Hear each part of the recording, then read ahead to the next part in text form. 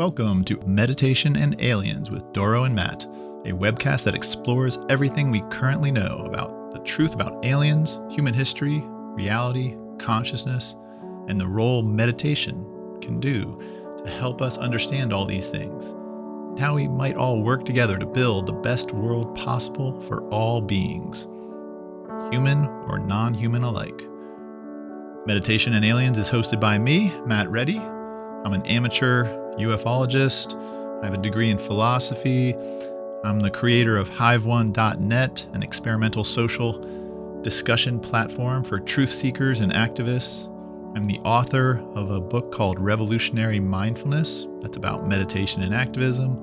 I'm also an elected public hospital commissioner in Jefferson County, Washington. Each week, I am joined by Doro Kiley, longtime meditator, a meditation teacher, and an experiencer with many stories, and life coach extraordinaire. You can find more about Doro at her website, creationcoach.com. Now, on to the show.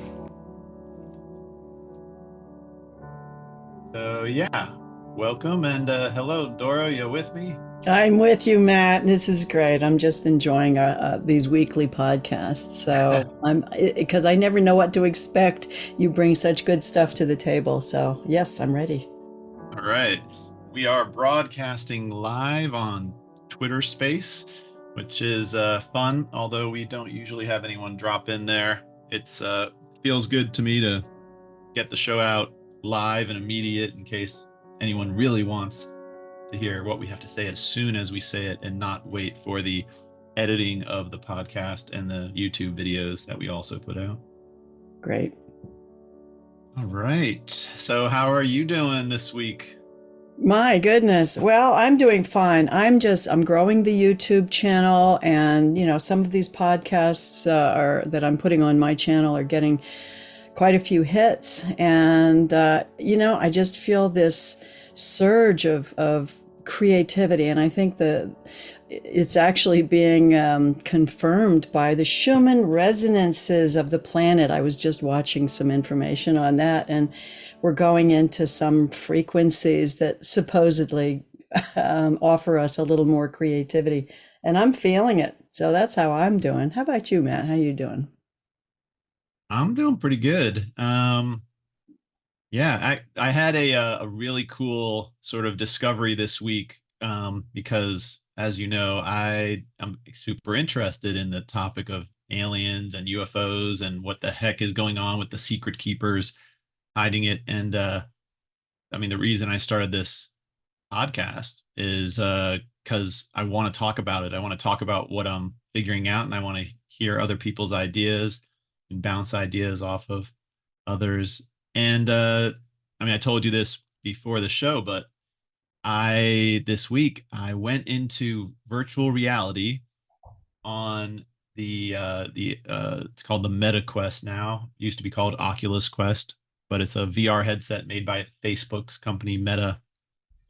And there's an app on there called Big Screen where you can go in and share movies and videos with groups of people and sort of like hang out in a room and talk to them about stuff. And I went in there and started a little room that said, let's talk about UFOs and aliens. And the room got flooded with, it loaded up with 15 people. Yeah. And it was so cool. It was chaos because a bunch of kids came in, but there were a bunch of adults, and there were several experiencers that came in, people that had seen as children, like a giant Star Wars style Star Destroyer flying overhead.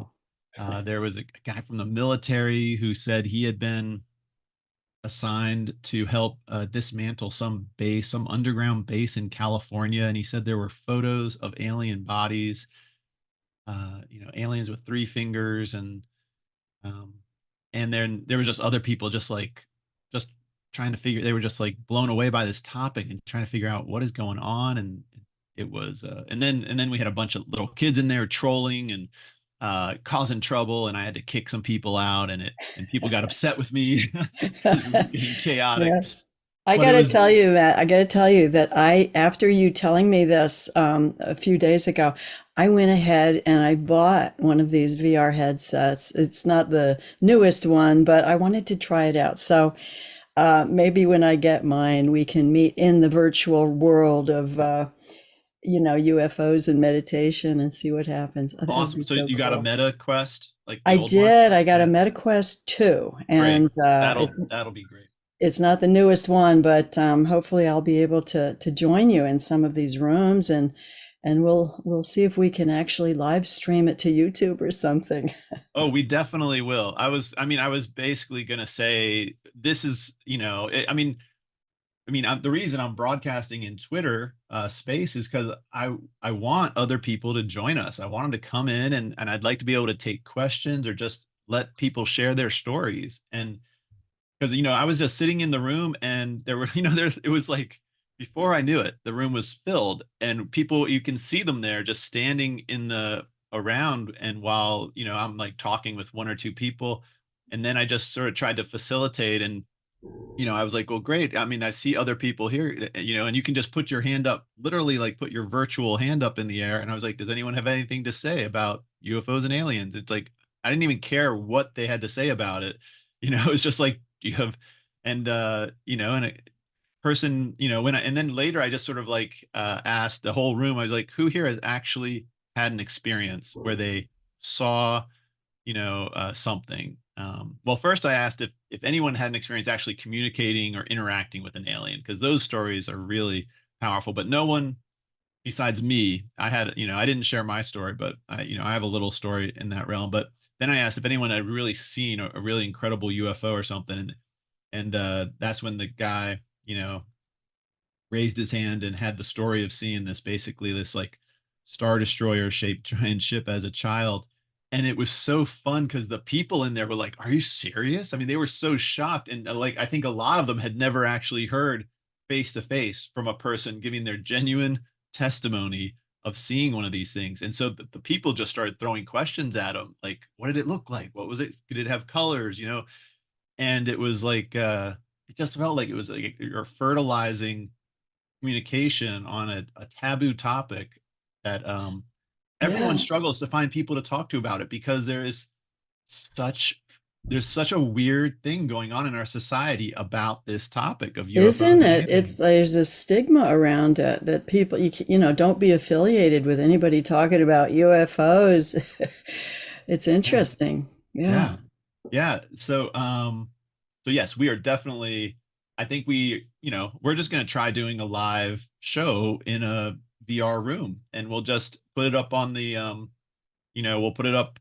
We'll say that this is a live podcast recording so that people know if they come in, we're going to record them of what they say. So we have to give them that warning. And Hmm. then I'll put up on the screen, these are basically the guidelines for how we're going to run this. And it might get chaotic and crazy, but I think we'll just give it a shot. And I think it'll be fun and energetic. And Oh, it's going to be fun. It's going to be another adventure. I shouldn't say this globally, but I'm going to be 70 in a few months. And I'll tell you, I've seen some changes, and I'm just all for it. I'm ready to jump in. We've got to steer this ship, and we got to take it in a good direction. And the first thing we got to do is overcome all these fears of each other. So, and aliens, right? So let's just open it all up to people and start talking to each other. yeah.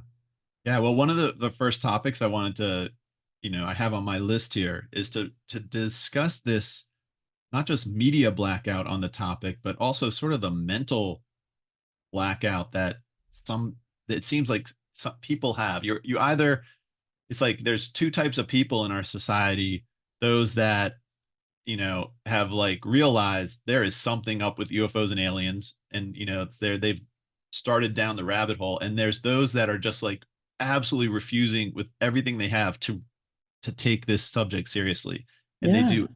And it's like my wife went on a family trip, went back and talked to relatives, and she has I'll just say a relative that is, of my generation, high tech, into that world. And she like mentioned that, we've gone to a bunch of alien UFO conferences, and Matt told him that I'm like really into aliens. And he's just like, he's just crazy. Matt's crazy. That's Yep. nonsense. It's such not, and it's just, and and then just another.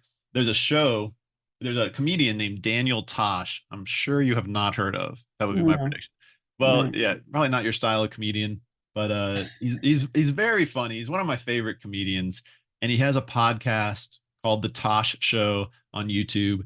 And on his podcast, he just interviews. He does not interview celebrities. He likes to interview sort of normal people that just have, for he just wants to interview them. And so he like he like interviews a dog trainer he knows. He interviewed a wellness guru he knows. He interviewed like a French guy he knows. It's just like it's just and That's he great. and Yeah. it's and, but he interviewed and he also interviewed this the only he interviewed this actor who had been in like 14 um Hallmark Christmas romantic comedy specials. And that was Mm. and so it's like this obscure, C-list level actor. But in his interview with the wellness guru, they were talking about all sorts of stuff, and she just sort of out of the blue was like, "Oh wait, but you hear about this UFOs? That apparently UFOs are real?" And he was just, "Oh, it's nonsense. This is like it's totally not." And it was just like Yeah. it's just an example that some people can't Right. hear it. And They can't hear it. I had my cousin come stay with me for a day, and her husband, and as soon as I broach the subject, it's chuckles, and I'm sure my whole family thinks I'm insane.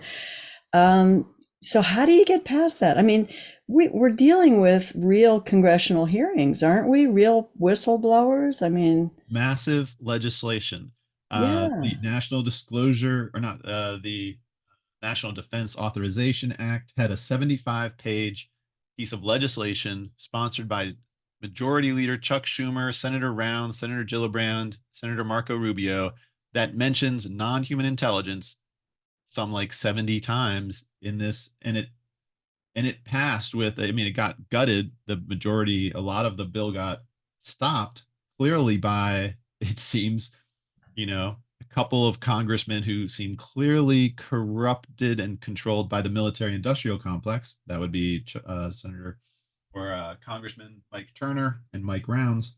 Mm. Uh, but it's like, and there's I mean, this is clearly a newsworthy story. I mean, even if you're a news organization and you are not discussing the massive UFO related bill sponsored by the majority leader of the Senate, passed by 88 senators out of 100.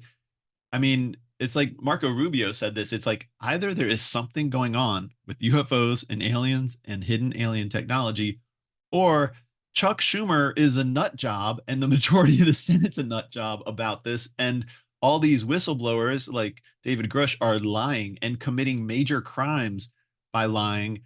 So those are the two possibilities. And both of those are stories. Those are Yeah. both, and if it's all a lie and it's all crazy senators, that's a great story. Why would you not talk about that? But they You are know, terrified of it. I agree, and I possibly part of the paranoia that people experience is that maybe they're just believing that this is just another something to distract from what's really going on, or trying to scare everybody into one world government.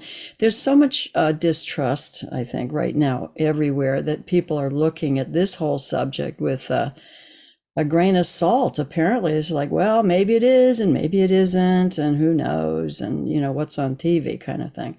So, yeah, that this is a real, it's a blind spot. It's a blind spot. Where do you go when nobody's listening? Yeah. I think you go to independent media Yeah. and podcasts and the internet, but unfortunately, the internet is, I don't know, I'm tempted. Which metaphor do I use? Cesspool or Yeah. fire hose of Yeah. craziness. But Yeah. there is a podcast show I wanted to mention. It's called The Big Thing, and they mainly cover like movies and stuff. But every Tuesday they do UAP Tuesday, and the two hosts just discuss like we're doing, what the heck's going on with UFOs and Congress, and Can you repeat that, Matt? I'm going to write that down. UAP what?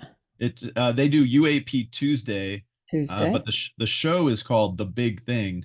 Yeah. And I'll put a link in our show description because Right. I listen to these guys every Tuesday, and it just started out because they were like, he was just like, oh, this is something's going on with this. So every Tuesday we're just gonna have fun and talk about this topic, but it's evolved into, oh, I love it. They just rant now about what is going on with the media not covering this. Oh, And well, that's a whole big story, isn't it? I yeah, mean, that's even more scary yeah. if you Well, look and at there it was that way. just this past week a crazy event happened. There was in Los Angeles, there was just these amateur videographers who I guess their thing is to video airplanes around airports. They have these super powerful, telescopic lenses, and Air Force One, Joe Biden's plane, was flying over LAX that day, and so they were like had this zoomed in shot of watching Air Force One and had two fighter jets escorting it around in the air. And so they were just watching it and they were talking because they're really into airplanes. And then a flippin' silver orb flies by Air Force One, and they're just sort of chatting, and they're like, some people in the chat are saying we just filmed a UFO. And the guy's like, what? And he's like, yeah, they're saying we just saw. And so they keep on filming, and the thing flies by again. It Oh flies my by Air God. Force One again. And they're like, hey, that something did just we did just see something. And then they eventually were able to zoom in on it, and it's like hovering still in the air. But it's really a small, just like a small, perfectly, round sphere in the Yeah. air. And this um and this story did make it on a couple news channels, this but not many. But it was like, yeah, I mean, I think it was a UAP. There were a lot of stories that orbs are very common as one Yeah. of these. And I mean, this is there's not a ton of evidence over this sighting. I mean, this is one you could easily say, okay, maybe it was a balloon, maybe because they didn't catch it like flying, or at least I couldn't tell from the video. You can't really tell if the thing is doing anything, other than floating in the air because Mm. they were tracking a moving plane. So, um, Hmm. but in any case, if it had like started doing crazy maneuvers, that would have been something. But if you assume it Yeah. was like, if this was a genuine UAP, one of these high-tech flying devices that orbs, it's almost like I'm hearing it seems that these sightings are increasing, and it seems Yeah. like if that's true, the phenomenon seems to be intentionally trying to get more visible to humanity. I mean, flying around Air Force One is a way to get seen. Anyways, That's that's for sure. yeah. Yeah. So they talked Well, about that, but and there are two camps of belief that are popped up here. That on the one side we're saying, or some of these people in Congress are suspecting maybe some of this is actually created by this secret arm of the military, yeah, and that it's so it's actually our stuff that we yeah, have created from back engineering the UFOs that we have captured.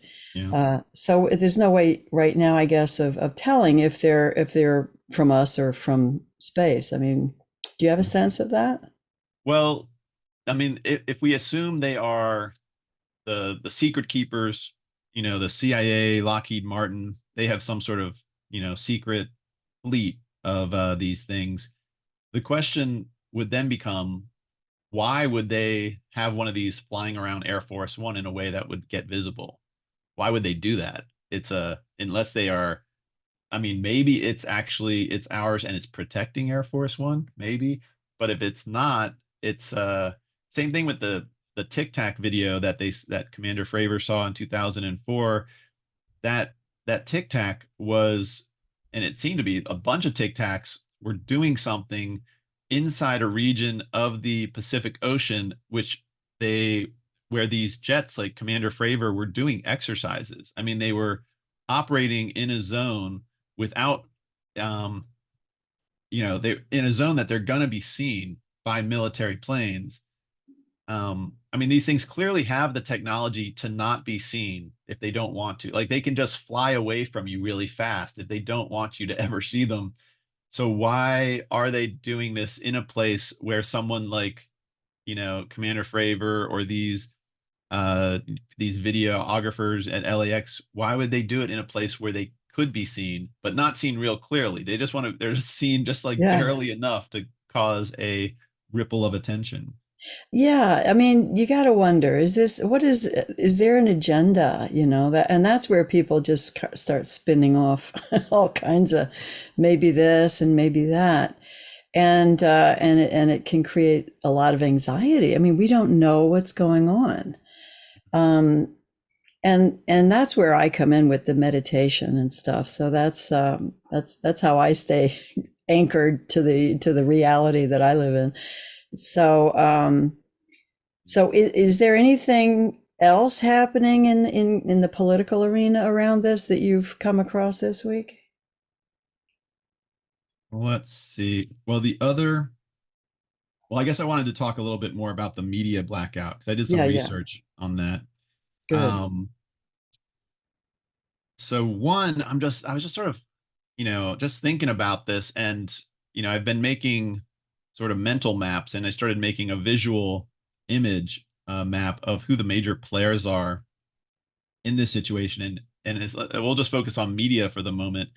It's CNN, Fox News, MSNBC, NPR, PBS, ABC, all the major networks are apparently obeying a blackout. They are barely touching this topic. They are afraid of it.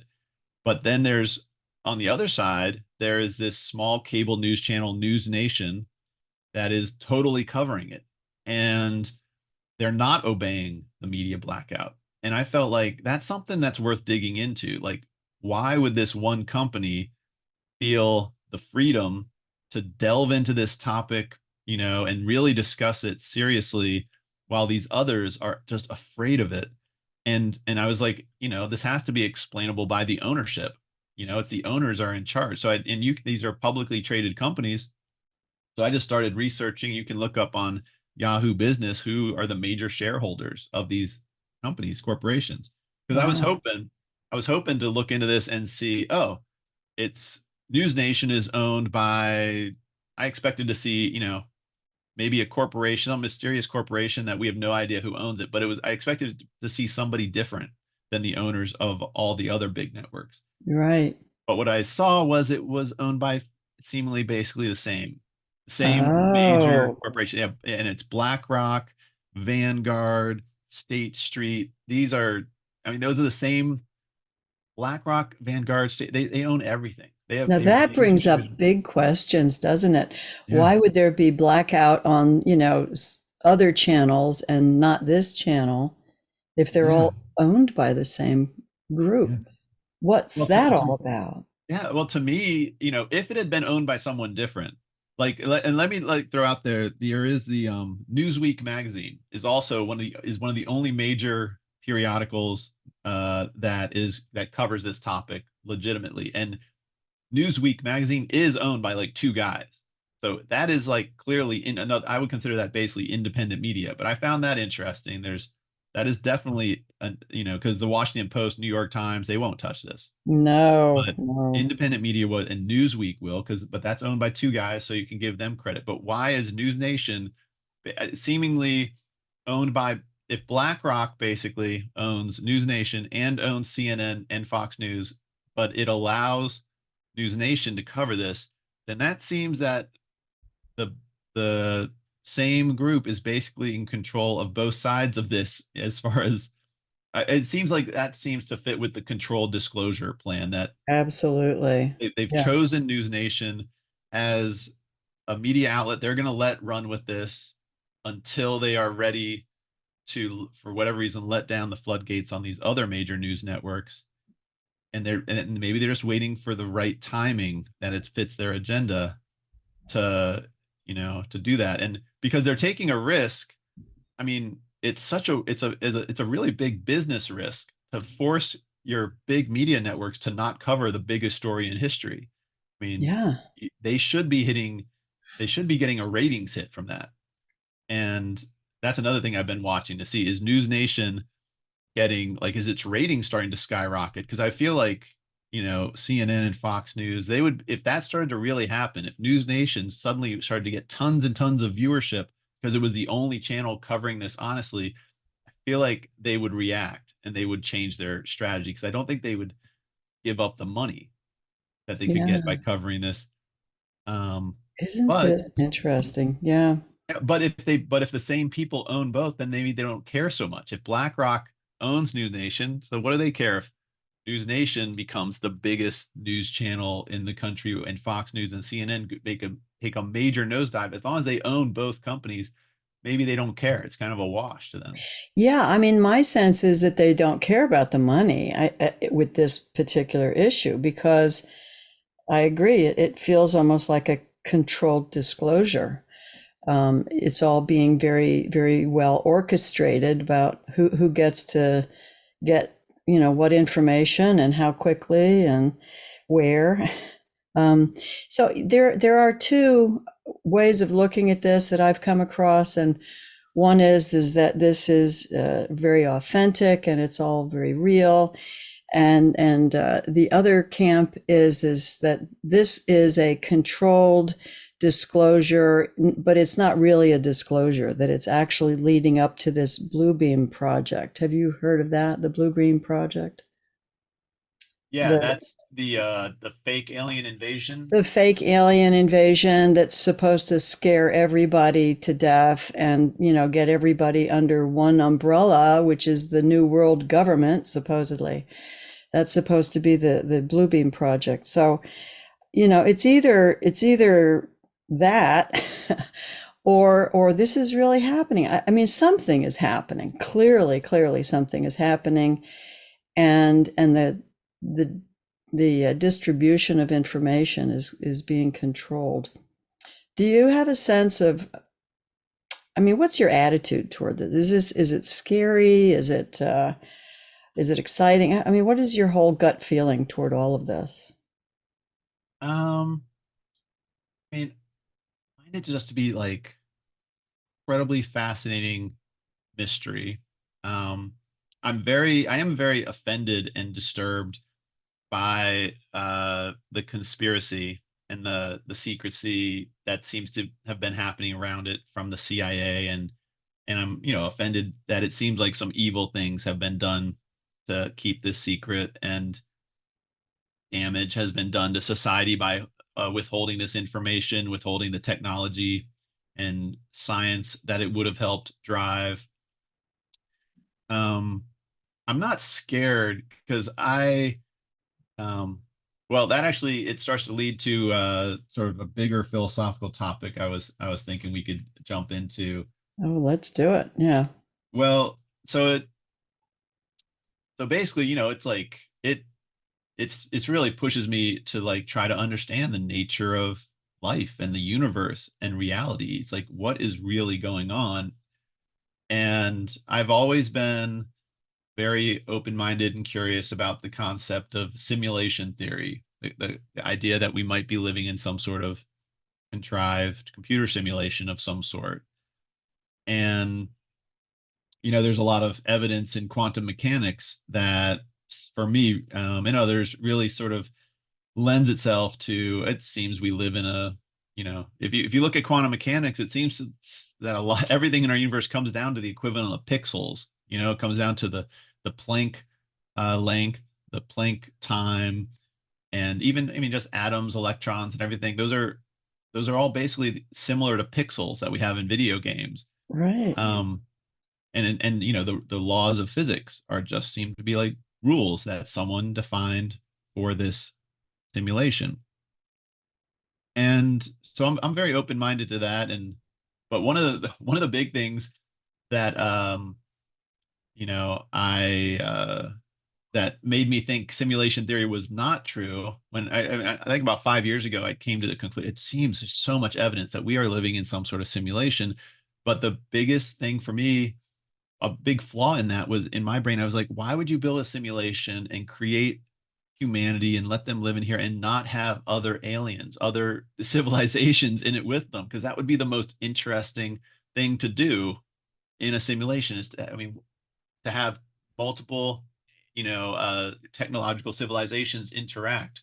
Why would you not do that? It's like, it That's just seems so interesting. boring to not do that. And then And then, eventually I was like, oh, shites, there's plenty of evidence that there's aliens around. And then it became, oh, this is such a fascinating thing to be living through. So anyways, the other thing about simulation theory, if you start to take that seriously, is it changes your relationship to death and what you think happens with death. It suddenly, I mean, if this is a simulation, then death would not be death. That would be stupid. It'd be so silly to have people actually die when they die. It'd be such a Right. waste, you know? Yeah. And so that led me down to a new rabbit hole that I've been going, which I highly recommend, which is near-death experience videos on YouTube, where I don't know if it's all one channel, but people and now they come up in my feed all the time. People that have had these near-death experiences are just sitting there and telling their story, and like they'll sit there for like 20 minutes and just tell you what they experienced. And I listen to one of these once in a while, and I've listened to like three or four in the last week, and these stories are such amazing information. The details, and I'll just sort of like, let me just sort of like share some of the gist of how these stories tend to Yeah. work. Um, you know, they often they leave their bodies, and I mean they definitely have often they're able to be outside of their bodies and go into other parts of like the hospital and see their relatives talk to each other and be able to recall those conversations. But they often find themselves, oh, like this one incredible one. This guy drowned. He was trying to swim out to this boat, and he couldn't stay up above the water, and he Oh, went down underwater, and he remembers going all the way down to the bottom and like touching the seaweed on the ground and like being sitting on the at the bottom of the water, and something inside of him told him to just sort of let go, wow. and he let go, and he went to another realm, and he saw like giant images of from his life, and they often go to this realm where they see like millions and millions of other beings, and then they often are, and they're also like, it's often incredibly wonderful there. It feels wonderful. They know so much, they understand so much about the universe, and they often have to be sort of convinced to go back to their body, and several very similar, a lot of similarities, and then they describe being like sort of convinced to go back into their body, usually because it's like you still have stuff to do in that life, and then but they describe what it feels like to be forced back into the body. It's often painful because it's like Mm-hmm. so much more, um there's something much more pleasurable about being in that other realm. And so this guy, then he gets back into his body, and he's like laying on the beach now. So it's like I don't even know how anyone rescued him and Wow. prevented him from completely drowning, but he's like on the beach, and they're waking him up. And there's several and anyway, so it's like several stories. That's basically the gist. And I've read enough of these that really fits with a type of simulation theory sort of, um in theory of what's going on here, that we are in these bodies, and but we're really inside of some sort of bigger matrix, and death is not death. And it's just, we just leave our body, and a lot of them describe that they clearly see, they often say that they see the multiple lives that they lived. They see Right. like, oh, I've been in this body, but I've actually had other lives, and they see people going in and out of earth lives.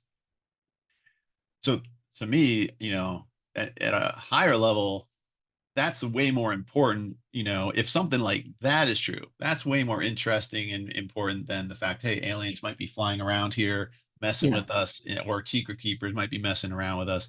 Um, but There's a lot there. I mean, yeah. there, and you hear about people lately saying, when you die, don't go into the white light. And there's all these, now people are afraid to go to the white light, and that's confusing people. So some people are saying, oh, go into the white light, you're going to get sort of sucked into a jar, and you're going to be put on a shelf somewhere. It's so weird what's going on. I think people are getting confused and scared and anxious, and they're going deeper and deeper into just being more and more distracted, and drugs and everything to escape this anxiety. Um, but I like that. I agree. I think this is a simulation. My question is, what's the purpose, and who's running the show? I tend to think we're all running the show, but there's a lot of opinions out there. What do you think? What do you think is running the show? Well, I agree. That's the question. Like, I mean, it's like, once I'm like, I listen to enough of these and I'm like, okay, this sounds plausible that we are, that the suffering that we perceive in this life is really just sort of an illusion, part of almost like a game. And the real, at least there's another level of reality that after we die, um, that we will see is actually, really pleasant, and there's not anywhere near the level of suffering and pain. And maybe we won't even think of the suffering we had during this life as really that significant once we see it from that level. But so let's assume there is that next level where, all our relatives and ancestors are still alive and we're going to see them. But the question is, what is the nature of that realm? Like, who is running that reality, that level? Is that also within a simulation of, Yeah. and are we, I mean, what I think might be happening is it is basically the equivalent of like an aquarium. It's just if you imagine, if you were able to create a universe inside of a computer with living beings, and they could live out their lives and everything, and they were really alive, and they were able to and you were able to have relationships with them and get to know them and love them. I would, if I could do that, I feel like I would have great affection and protectiveness towards the beings that I could create in these universes. Yeah. And so I could imagine that that's basically what we're inside, some sort of universe that's been created by someone at least as ethical as myself, that is not a jerk, and is not going to do it for my own entertainment value, and not going to just mess around with the beings that are inside of it. And I'd keep them inside a really safe environment. I'd keep it really protected.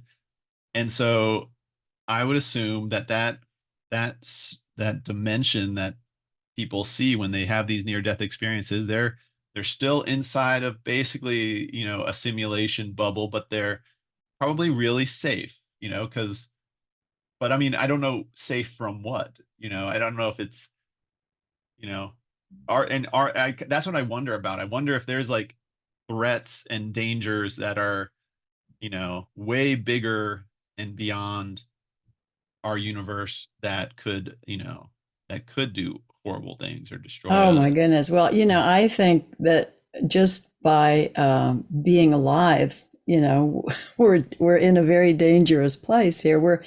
We don't want to acknowledge that we're actually on this little tiny ball floating in infinite space at millions of miles an hour through a ball of fire. And I mean, we're not safe. And the question is, at what point do we feel safe? Which is an illusion, but we have to have that illusion in order to just function. So, where do we start to have our beliefs that make us feel safe? I And guess it's not. the whole thing about this simulation, I agree it's a simulation, but I believe it's a fractal simulation. In other words, we're on one level of, we're doing our own creating programs, right, and games. And then the next level up is there's some other higher intelligence beings that are creating a game for us to play, and we're in that one.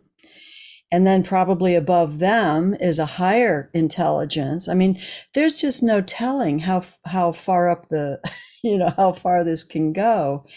in terms of, fractals or holograms. And, we keep trying to squeeze everything into this little three-dimensional time and space concept. But, when you think bigger like that, there's a great book out there called The Holographic Universe. And a lot of people saying that we're in a fractal universe. And I believe that. I can't, I got to admit, I can't entirely wrap my head around that. But I can see that this is probably more like jumping octaves. You're on a low C, and then you jump to the next high C, and then the next high C, and so we're at one of those octaves. We're sort of, playing our part in one of those octaves. And my personal feeling is that we're getting ready to jump to another octave consciously in our consciousness. So yeah, who knows? And I think we're going to really blow our minds if we try to figure it all out. The question is, where is our comfort zone, and what do we need to get there? Yeah. Because Yeah. people can't really function very well or create anything very well if they're under stress and fear. So Yeah. Hmm. Do you what do you think of, like, what do you think happens after you die? I think we wake up to the next level. It's another fractal thing. We go to sleep at night, and we dream, and all of that seems very real. And then we wake up. And then I think the same thing happens on this level, as we live our life and we think everything's real, and then we die and we wake up on another level. So it's fractals. I relate everything to fractals and holograms. So And do you think, what do you think about the past lives thing? Do you think you've had past lives? yes, well, I must say I'm coming from a Buddhist background, just in training. I've attended a lot of Buddhist training classes and what have you. And it does make sense. It makes sense to me that our consciousness can move around. It doesn't have to be confined to one body, and that it can, you've heard of, I mean, even the military, I guess, use, what do they call it? Virtual viewing, or Remote viewing. remote viewing. Um, so it seems obvious that we can, or this point of consciousness that we think we are, is capable of moving around. It doesn't always have to stay in the body. Um, there's some great science happening now that's um, kind of coming up with this theory that everything is plasma.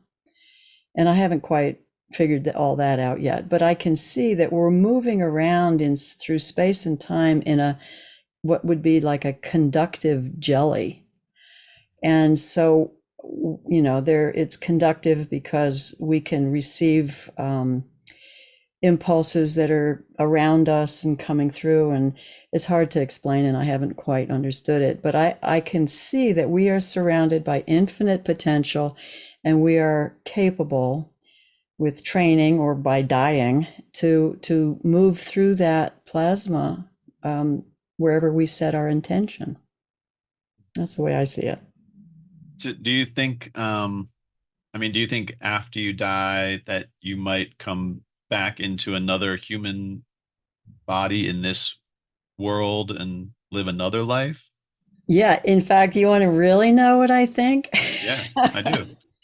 I think every single thing on this, in this plane, in this three-dimensional level of reality, is us in a different incarnation.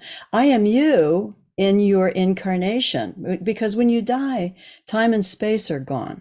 So everything becomes non-local, and everything becomes now. And so, every rock, every bird, every person is me in another incarnation. And that fits perfectly with the Eastern concept of reincarnation. And there's no time. So it's Mm. all happening now. Yeah, I've heard a bunch of different versions of a concept similar to what you're describing, and especially sort of connected with these near-death experiences. But a lot of people who claim to be able to remote view with aliens and other dimensions sort of describe the same thing. They describe that all of consciousness is one consciousness, like, and it just appears in this reality that we see. It looks like our consciousness is different, like mine is different than yours. But when these people that have the near-death experience, they go into this realm, they actually see that basically all their consciousness is connected, or like, so we are all one. We're all piece of this same thing. Is that kind of similar to what you're? Yeah, yeah. It's like we're all just little finger puppets. You hold up your hands with 10 little puppets and they're all interacting, but it's all you. It's all just, coming from this one person, you. Okay, so I have 10 little finger puppets on my fingers and they're all bouncing off each other and they think they're separate, but really, you know, there's one consciousness behind all of them. So let's just go with that, because there's one aspect of this whole story that, again, I find kind of frustrating, and that is, if it is true that we are sort of all one consciousness and we keep coming down into these human lives and experiencing a life, and then going back to that and coming back here, maybe our consciousness is in some way learning and growing and evolving through these journeys. But one thing that frustrates me about this is our memories getting wiped between these lives. Like, I feel like I would learn so much more, so much faster if I was able to clearly remember every one of my past lives, and not, because it seems to be part of this process that our memory is to some degree wiped clean, so that I have this perception that, the life of Matt Ready is, that's the bulk of what I remember. And even within that life, I barely remember all the events of it. I only have like a little outline of the events of my life and a few sharp memories. And this, you know, it's our lack of, it's like a weird, I think I've mentioned this before. It's like a weird handicap of our minds that we don't get to just remember and record everything in detail. I agree. I agree. I wish I had a better memory. I mean, but if we remembered everything, if I said to you, Matt, what did you have for breakfast on January 2nd in, 1920? No, you weren't born back then, but I say 19, 93 or something. We don't know. We don't remember. We're very, very limited in what we remember. And I agree, it's a handicap. But if we remembered everything, maybe we would just be enlightened and there would be no play. There would be no show. I think we're here just to see what we can become, what we can contribute to the mind of, I don't want to use the word God, but to the mind of existence, to the mind of being. Yeah, well, that's kind of a thread that I wanted to discuss, because I realized, I mean, one, you can see it from these near-death experiences. These people that go and see this other realm and then they come back, their life is different because they suddenly are like, oh, now they know for sure death is not death. And they know that the realm they go to after they die is incredibly wonderful. And Yeah, they, like, this one guy was old and he was like, a lot of my life I've spent like, I really want to get back there. He's like, I yeah, really miss that realm. yeah, And he's like really looking forward to dying and going back there. And yeah. it, and so if we had full knowledge of that realm, it would impact how we would act towards death, and it would completely change our behavior if everyone had that knowledge. So that's one level, We one. would be fearless, wouldn't we? We would have no Yeah. fear. Yeah, why? I mean, we would treat it like a video. If you watch people play video games in which their avatar can be destroyed, but they know it just comes back to life, they die all the time and they don't care. Right, right. So there's that. So I guess what I'm trying to say is, it's like the memory wipe has to have a purpose, and it's like I'm starting to realize it's essential for um for freedom. Like, if you um and there's two parts of that. One is like if you knew death was not death, that would totally affect human behavior. But the other thing is, and this is like, the one question I have is why would anyone leave that realm? Why would you leave a super enjoyable realm with no worries about food or safety? And you had, just incredible amounts of pleasure and experience and connection and love. Why would you come into this life? And one possibility, one possible theory I have is even though you have everything you possibly could want, perhaps in that almost heavenly realm, what if, because you know the nature of the simulation in that realm, you know that that you basically don't have privacy. You in that realm, everything is seen, and there is no there's no one doing evil, but you also don't really even have the freedom to do evil because there's no privacy.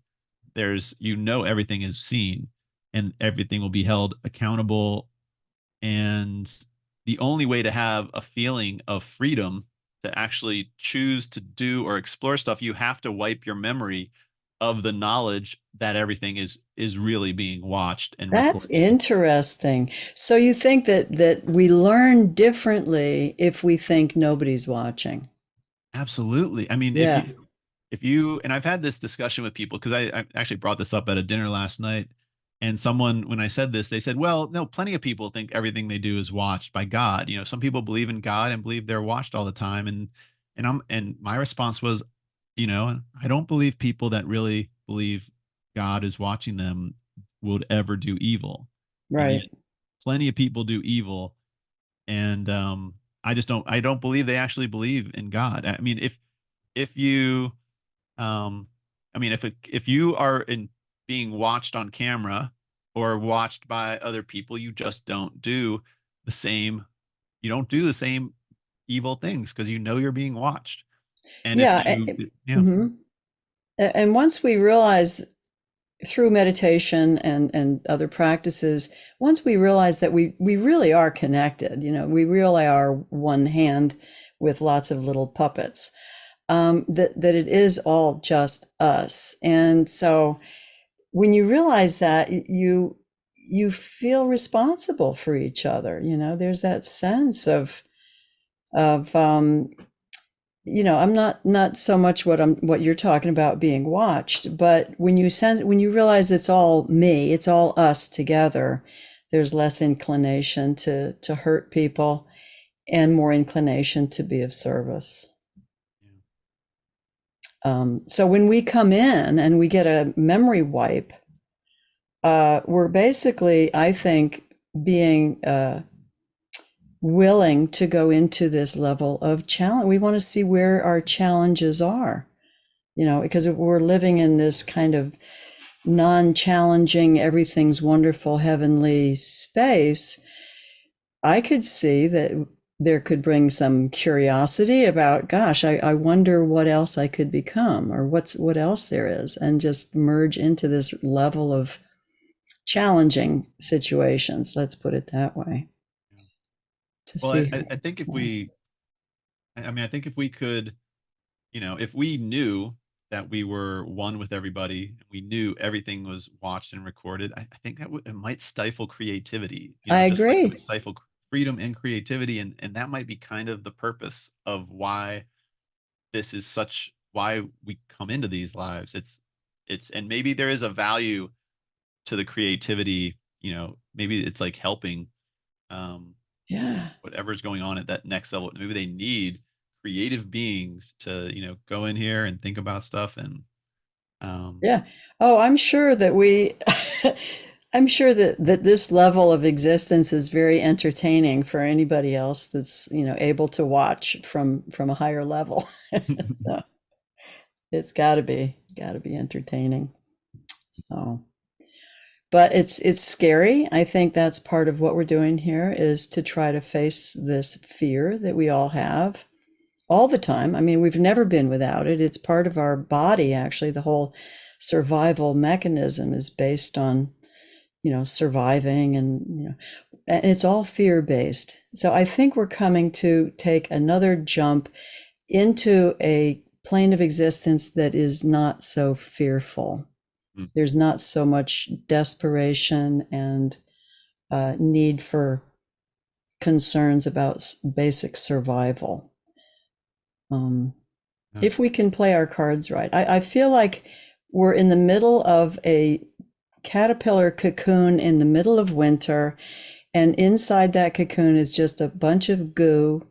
It's all dissolved into jelly, but the cells are starting to wake up and figure out, oh, I must be a wing cell. I must be a part of a wing or a leg or a or stomach or something. So I think we're getting jellified and we're trying to figure out what we are next. What's the next step? Yeah. Yeah. And What it part seems are to we be, playing? yeah. Hmm. And it seems to be tied up with this revolution of independent media, Right. podcasts, and all these independent voices that are suddenly like focusing like their energy on the whatever this control structure is of that's whatever's controlling the major media, controlling the economies and the militaries on Earth. It's like, and cryptocurrency and the decentralized computing revolution and artificial intelligence is all sort of like, yeah, it seems to be all playing a role that something is going to, change. Something is going to shift. And, I mean, and I guess I'm pretty optimistic. It seems like some seriously toxic structures need to be dissolved and replaced with something better. I And agree. I agree. yeah, For me, it feels like, the petals of the flower are dying, but, here comes the fruit. And now we got to find out what we are.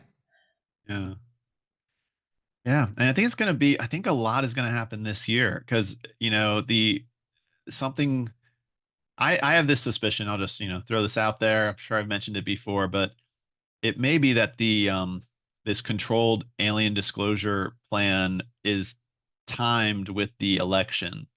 And so maybe they think they can time it to help make sure Biden gets reelected, in addition to, so I mean, like, I think maybe they're building up to having Biden do some major address to the country really close to the election that'll just shock the world and just shock enough people to suddenly support him that he wins the election. Yeah. That's kind of my, Yeah. If they can use it for political clout, then I'm sure they will. Yeah. yeah. Well, they definitely seems to be, there definitely seems to be that the secret keepers want to keep control of the CIA and the U.S. military and things like that, and the presidency is key to that. But I don't know, I'm just hoping. I am hoping that this topic rips open so that a, a big portion of this election season they have to talk about it, and I can't see how they wouldn't. If Chuck Schumer and Senator Rounds pass this bill, how could this not be discussed in presidential debates? This Right. topic, and what a fun topic to have these candidates have to talk about. I mean, Vivek Ramaswamy, he'll talk about it. He'll say, "I want full disclosure." He's the only one, though.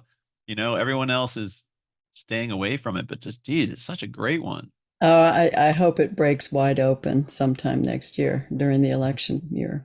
And and News Nation hosted a Republican presidential debate just several weeks ago. And everyone in the UFO community was like, "Oh my gosh, this woman Vargas, reporter for Newsday, she was one of the questioners, and she's done tons of UFO stories about David Grush and stuff." And they were like, "Oh, when is she going to ask the question?" And she did not ask a single question about it.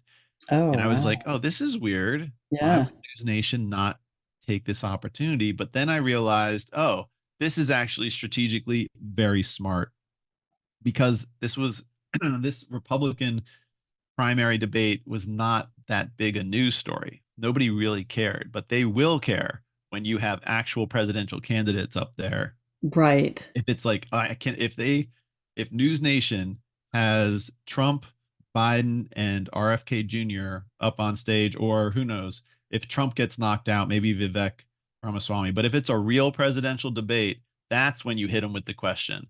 And that's when you not only hit them with what is going on with UFOs, but you also hit them with what happened to JFK and will you release the JFK assassination files? And I mean, can you imagine asking that with Robert Kennedy up on Oh my stage? goodness. Oh I my mean, goodness. Yeah. and I mean, can you imagine Robert Kennedy just turning to them and saying, "What is wrong with you two? You were both president and you didn't release the files on the murder of my uncle." I mean, Right. he could just call them out.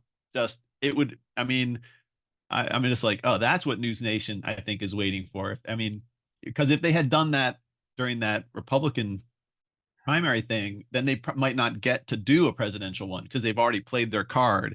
They showed, oh, this is too scary, News Nation. So I think they were like, look, we're a gentle debate host. We're no threat. They're just like, please give us the presidential candidates when it matters. And Right, right. so Yeah. that's It's what going I'm to be a hoping. very interesting year. So I'll probably follow it more than I have the last few election years. So, well, we're getting towards the end here, Yep. Matt, and I think, a little late to lead a guided meditation. But if I may, I can share the link for our morning meditation groups for anyone who's interested in joining us. Oh, great. Yeah, we can put it in the description, or do you We want to could do say it out that. loud? Yeah, it's actually I can actually share my screen too if you want me to. But it's Yep, I called. will. All right, you can share your screen, so then I'll have it on there, and I'll make sure I put it also in the description. Okay, let's see. Share screen. Where's my, what am I looking at here? Okay, bingo. So this is the Instill Daily Meditations, morning meditation every morning, and this is East Coast time in the United States, kind of New York time. Instill Daily Meditations, 8 o'clock every morning. I do Fridays, but we swap out with different teachers, different styles of meditation. The whole idea that I want to present is to use this meditation, any meditation, anything that you can use to stay grounded, stay in your body, stay feet on the ground, and just breathe. Because a lot of what's coming, I think, could cause a lot of people to feel uncentered and probably even not too sure of what they're even seeing anymore, whether to believe anything. So meditation helps, and I'm just going to put in a little plug for the Instill Mindfulness program. It's instillmindfulness.com, and you can go to events and find the morning meditations. Awesome. Do you join one of these on a daily basis, or do you just join when you're leading it? When I'm not busy doing other things, I jump in whenever I can. They also have other events going on. They have discussion groups, you know, things to in person and Zoom. They call inspire groups, just talking a lot of philosophy, or but they're starting to build up now, and because it's almost coming from nothing. They're just starting to build their online presence. So that's why I'm putting this out there so we can get some people in. Right. And when someone joins one of these meditations, they don't have to talk or anything, right? They just go in No, and you can come just in. You don't even have to put your camera on. You can stay muted or, camera off. Doesn't matter. Just come in whenever you want and leave whenever you want and participate. We usually talk for 2 or 3 minutes before we jump into the meditation every time. But afterwards, we just sign off. okay. And Yeah. does everyone like before you start, is it sort of open, everyone can just talk, or is it just the facilitators talk? Anybody for the first few minutes, and then you can mute yourself and we'll go into meditation. That's how it works. Right. Yeah. Great. Okay. So So it's no a, no guided meditation today for the end of no, our. not today. I think we're running a little over, but we'll try and squeeze one in next week. All right. Yes, for our many listeners, normally we finish with a 10-minute or so guided meditation, but if you go to any of our previous episodes, you will be able to hear Doro give a nice guided meditation at the end of those also. Thanks, Matt. Yeah. All right. So shall we wrap today then? Sounds good. Thank All right. you so much. I love Yeah. it. Thank you. Another See you wonderful next show. week. All right. Till next time. Bye bye.